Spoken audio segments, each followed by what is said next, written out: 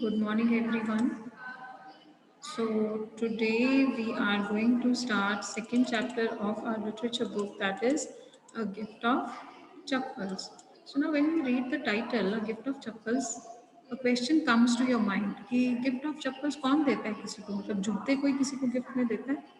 But as you read the story, you will realize that maybe that was the most precious gift for the person to whom it was given, right? So this is a story which is set up in Chennai Madras की है ये story. तो मृदु है the main character, not main character but Mridu is a young girl. Let us read it. Mridu is a young girl growing up in Madras, now called Chennai, with Tapi, her grandmother, right? Tapi किसको कहते हैं? Grandmother को. And Tata, her grandfather. Tapi and Tata, grandmother and grandfather. One afternoon, Tapi takes her to her aunt Rukumani's house to meet her cousins Lali, Ravi, and Meena. Now, by now, when you read this paragraph only, how many characters can we find in the story?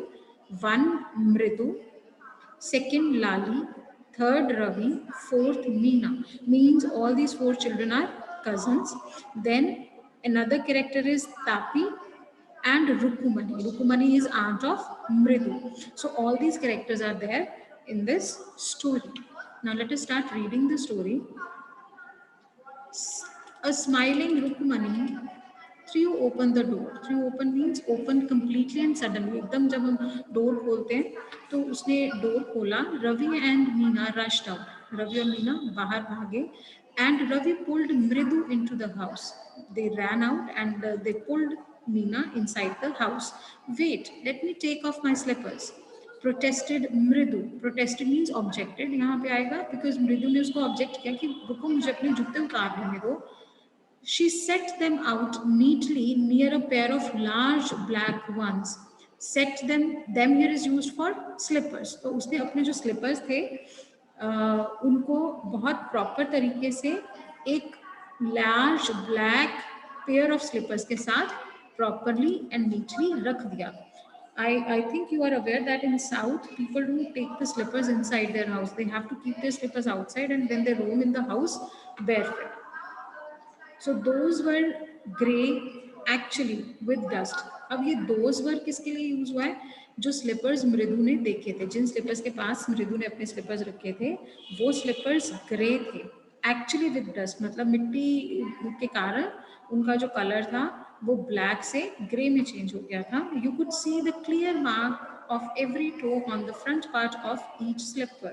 You might have observed, कई बार क्या होता है कईयों के जूतों के जो front part होता है उसमें पूरा पंजे के निशान बने होते हैं, पूरे टो के निशान बने होते हैं. फिंगर्स आर देयर, इम्प्रिंट होता है फिंगर्स का, टो का. सो दोज स्लिपर्स विच मृदु saw, they were the same. The marks of the two big toes were long and scrawny, means काफी जो मार्क्स थे वो लॉन्ग थे और बहुत पतले थे, थिन थे. ये सजेस्ट क्या कर रहे हैं कि बहुत स्किनी टोज थे, जिसके भी वो जूते थे उस पर्सन के टोज काफी स्किनी थे. मृदु didn't have much time to wonder about whose slippers they were because Ravi dragged her to the backyard behind a thick bitterberry bush.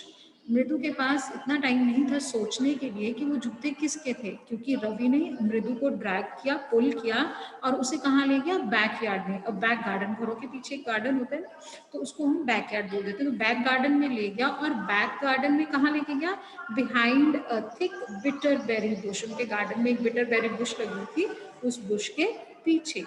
There, inside a torn football lined with sacking and filled with sand, lay a very small kitten lapping up milk from a coconut half shell.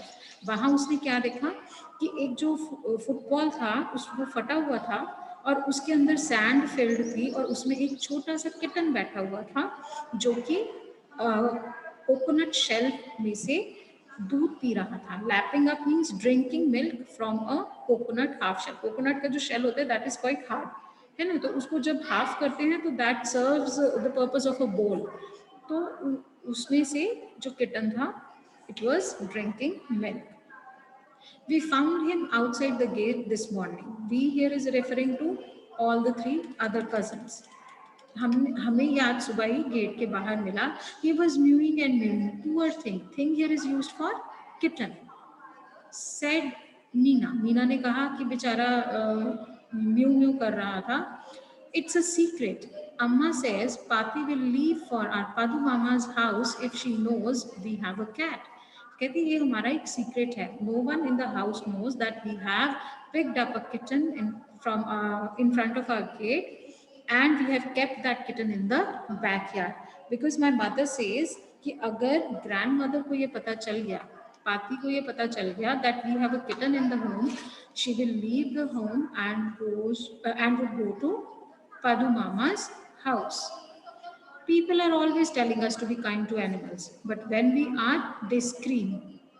लोग हमें हमेशा बोलते हैं कि we should be kind to animals, but जब हम kind बनने की कोशिश करते हैं, दे स्क्रीम, वो शाउट करते हैं. They here is used for people.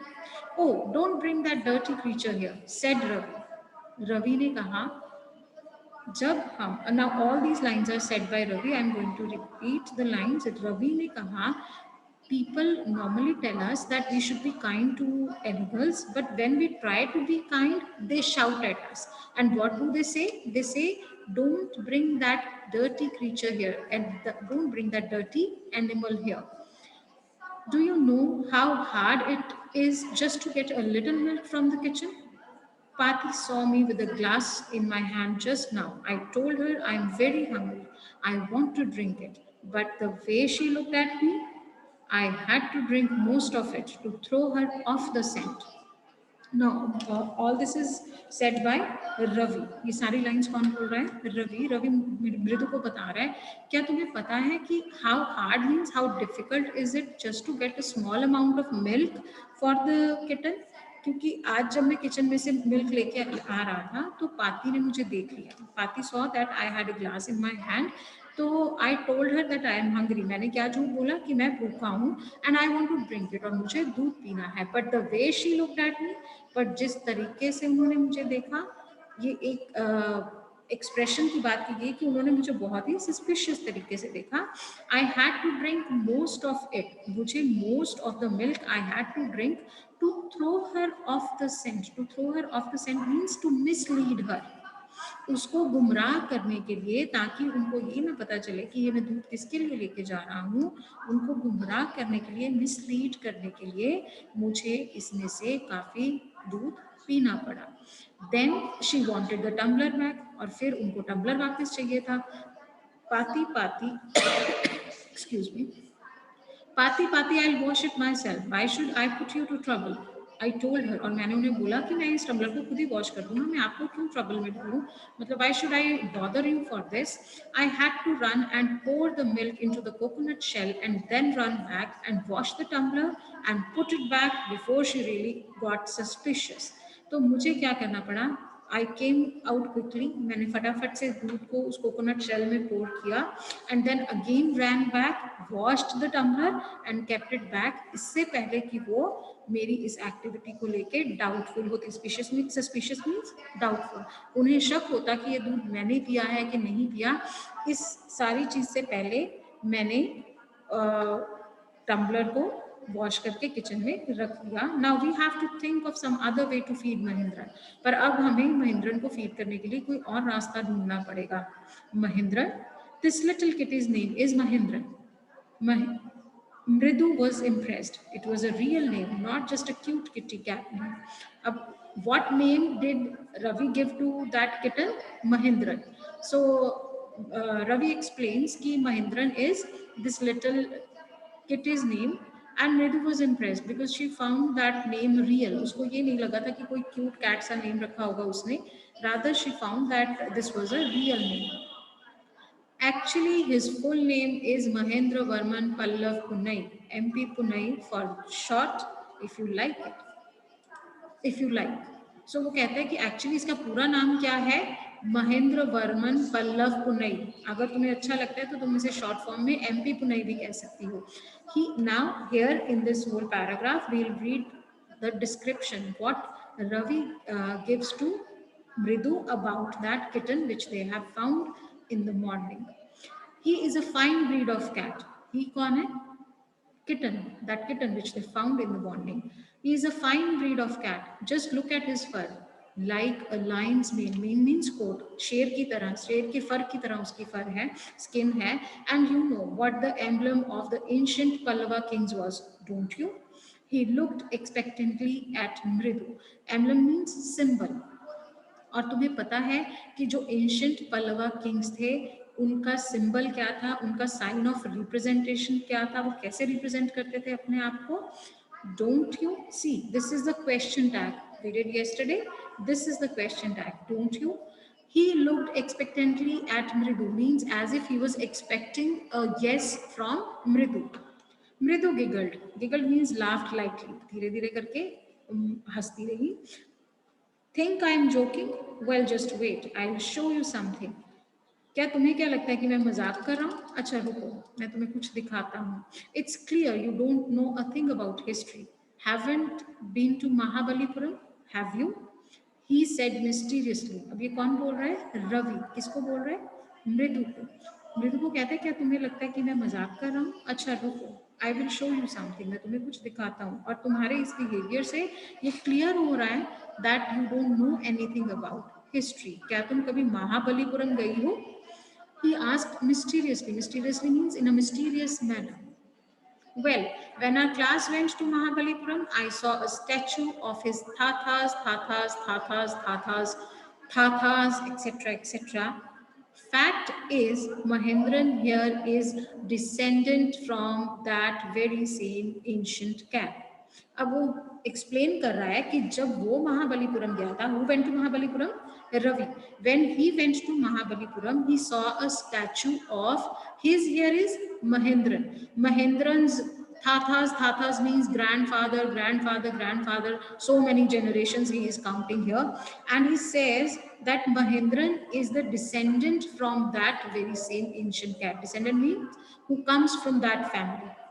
Right, who comes from the same family. और वो एक्सप्लेन करता है कि वो पल्लवास की फैमिली का डिसेंडेंट है.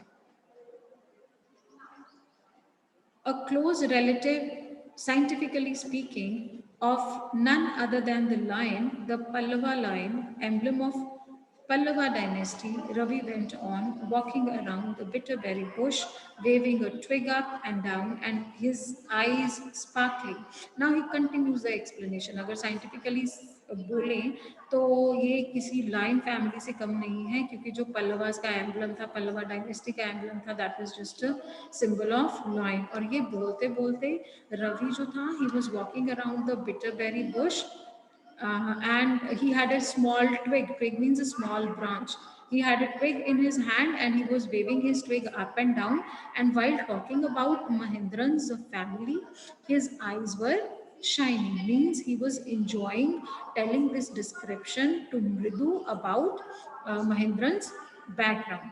This cat is descendant of none other than the Mahabalipuram Rishi cat, and if I may just remind you, they worshipped cats in ancient Egypt. तो वो कहता है कि ये जो कैट है वो डिसेंडेंट है किसका? महाबलीपुरम के ऋषि कैट का. और अगर मैं तुम्हें याद करवाऊं तो वो लोग जो एंशियंट इजिप्ट के लोग थे, दे वर्शिप कैट्स. वो कैट्स की वर्शिप करते थे. How he loved the sound of his own voice. He here is referring to Ravi.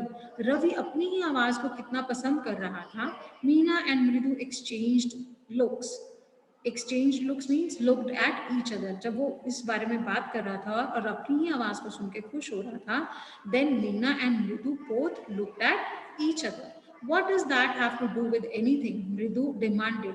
Demanded here is asked. मृदु ने पूछा कि इस चीज का उस चीज से क्या लेना देना, जो तुम मुझे एक्सप्लेन कर रहे हो इस चीज का पल्लवा डायनेस्टी से और किसी चीज से क्या लेना.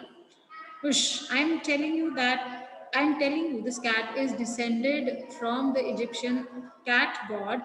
No, goddess, Bastet. Yes, that's it. अब जो Bastet है बेटा, that is a goddess usually shown as a woman with the head of a cat wearing one gold earring. ये जो एक गॉडेस को रेफर कर रहा है किस गॉडेस को? जिसका body is of a woman but head is of a cat and that head had worn, और उसमें एक गोल्ड का इयरिंग होता है कान में. So, well, one of the descendants of that cat goddess was a stowaway in one of Pallava ships, and his descendant was the Mahabalipuram Rishi cat, whose descendant is Ravi. Ravi flourished his twig at Mahendran, MP Punai here. Whoop, eek, he shrieked, very pleased with himself. हाँ जी, तो ये पूरे paragraph में again he is just explaining that ये जो cat है वो descendant है उस कैट गॉडेस की जो कि पल्लवास के शिप में स्टो अवे होता है बेटा, अब फ्री पैसेंजर मतलब छुप के उनके शिप में उसने ट्रेवल किया और यहाँ पे आ गई, जिसके कारण वो महाबलीपुरम के ऋषि कैट की डिसेंडेंट है. और ये बात करते करते रवि ने अपनी जो ट्विग थी वो हवा में इधर उधर की, और जो shrieked means it is to cry out in high pitch voice. High pitch voice में उसने चिल्लाया, and he was very pleased means happy. He was very happy with himself. While explaining about Mahendran, he was very happy when he told that it was a descendant of Pallava dynasty, जो कि जिनका emblem क्या था, एक lion, and he said that indirectly this cat also belongs to that lion family, right? Mahendran looked up, alarmed. Alarmed means afraid. उन्होंने एक आवाज सुनी चिल्लाने की, और महेंद्रन जो था that looked up, alarmed, afraid. He had just been sharpening his claws on the edge of a coconut shell. Mahendran क्या कर रहा था? वो अपने जो claws थे उनको शार्पन कर रहा था उस कोकोनट शेल के साथ, मतलब स्क्रैच कर रहा था उस कोकोनट शेल को. बट वर्स देन रवि's awful whoop, eek was a screech. But Ravi की इस awful means unpleasant, इस unpleasant आवाज से भी ज्यादा awful एक आवाज थी. That was a screeching sound from the window. कहाँ से आ रही थी वो आवाज? From the window, right? Yes, bete. Mahendran, this we have read that they heard a very strange sound which was more awful than the sound which Ravi made. Then here we start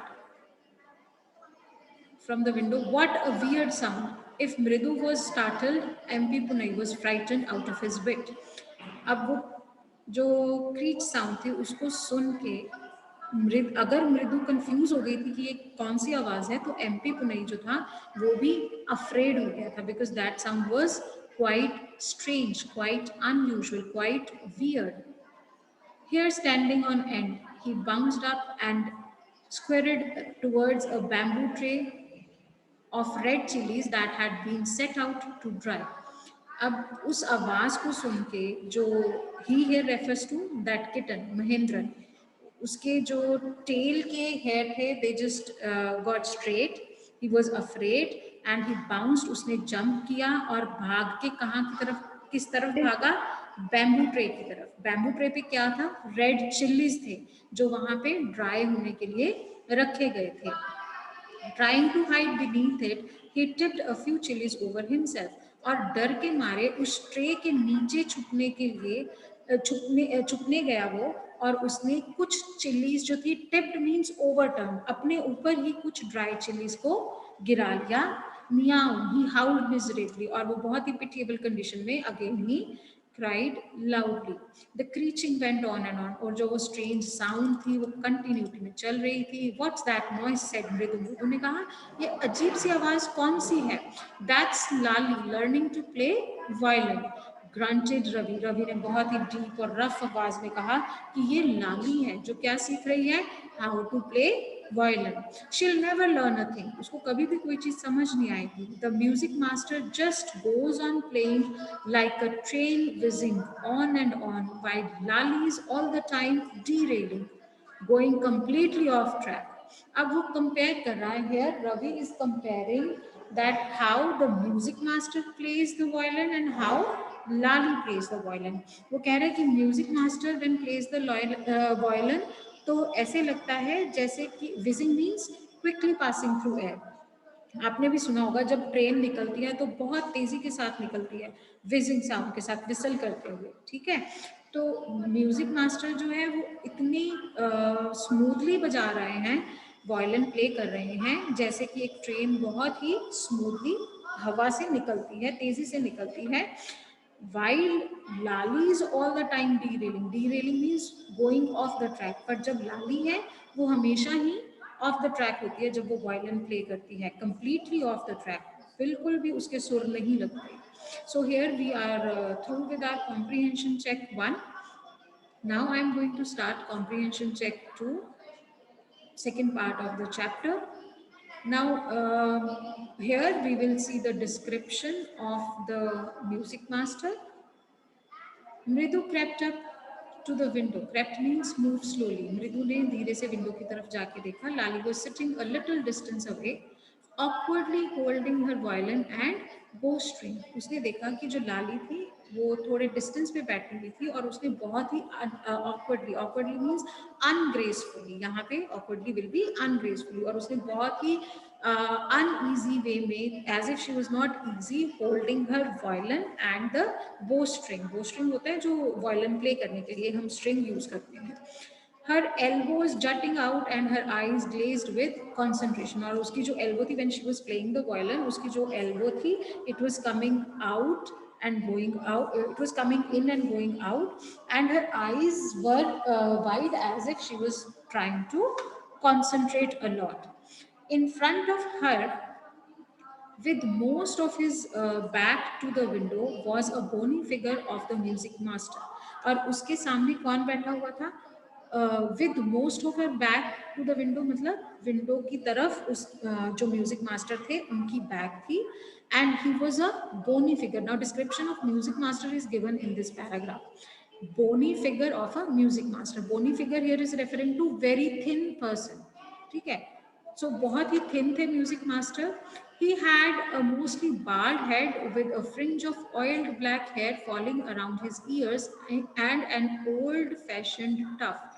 Tuft होता है knot लगाना। तो उनके जो बाल mostly जो he was bald but he had a tail, वो and में एक बालों की जो गुच्छा था उसको उन्होंने नॉट बांधी हुई थी, और वो बाल जो थे वो उनके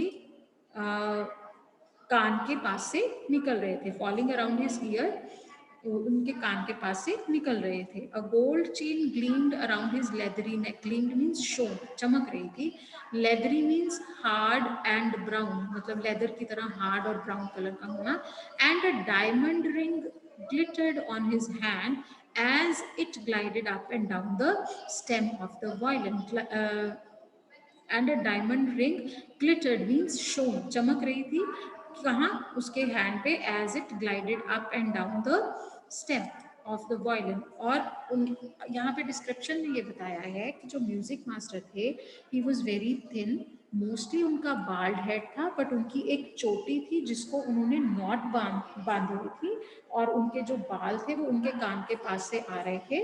और he had worn a gold chain, gold chain पहनी हुई थी उसने जो कि काफ़ी चमक रही थी, और उनके हाथ में एक डायमंड रिंग थी जो कि उनके हाथ में चमक रही थी जब भी वो अपने हैंड को मूव करते थे वायलिन को प्ले करने के लिए। जैसे ही उनका हैंड जो था ग्लाइड करता था, मूव करता था up and down the stem of the violin, violin play करने के लिए जब उनका हैंड मूव करता था तो उनके हाथ में डाली हुई जो डायमंड रिंग थी वो भी चमक रही थी। A large foot stuck from beneath his golden bordered vesty edge, and he was beating time on the floor with a scrawny big toe. अब उन्होंने what did he wear? क्या पहना हुआ था उन्होंने? एक गोल्डन बॉर्डर वेस्टी मीन्स धोती, उसकी जो धोती थी वो गोल्ड, उसका बॉर्डर जो था वो गोल्डन कलर का था, और उस धोती के नीचे से एक लार्ज फुट जो था उनका दिखाई दे रहा था, जो कि बार बार वो अर्थ पे बीट कर रहे थे with the sound of the music, right. He played a few notes, उन्होंने कुछ नोट्स म्यूजिक के प्ले किए. Lali stumble behind him on her violin. Stumble means he she tried to follow the notes of the music master in a very nervous way, because music master was trained, he was playing very smoothly, whereas Lali, she was trying to follow the music master, and she was quite nervous because she could not match up the notes of music master, which looked quite helpless and unhappy in her hands. वो जो notes थे वो काफी unhappy से लग रहे थे, because she was not able to produce a good melodious sound. What a difference! कितना फर्क है. The music master's notes seem to float up and settle perfectly into the invisible track of the melody. जो music master हैं उनके notes तो एकदम perfectly settle हो जाते हैं. बेटा, we'll read the chapter till here, as we I have we'll continue rest of the chapter tomorrow.